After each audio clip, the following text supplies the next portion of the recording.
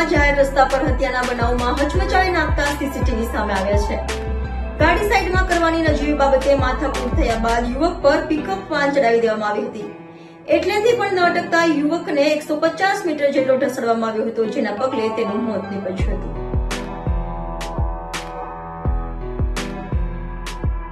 સુરતમાં હવે લોકો નજીવી બાબતે પણ હત્યા સહિતની ઘટનાઓ કરતા અચકાતા ન હોય તેવું લાગી રહ્યું છે।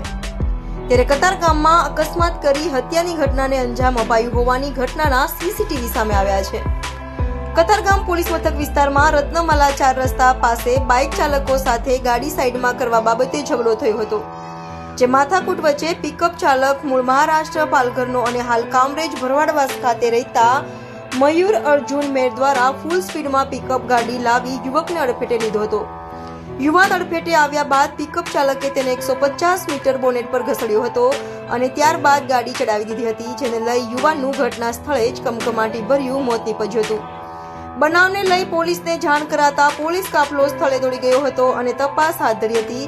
તો બીજી તરફ અકસ્માત સર્જી યુવાનની હત્યા કરનાર પિકઅપ ચાલક મયુર અર્જુન મેરને ક્રાઇમ બ્રાન્ચની ટીમ દ્વારા ઝડપી પાડવામાં આવ્યો હતો। હાલ આ મામલે પોલીસે વધુ તપાસ હાથ ધરી છે।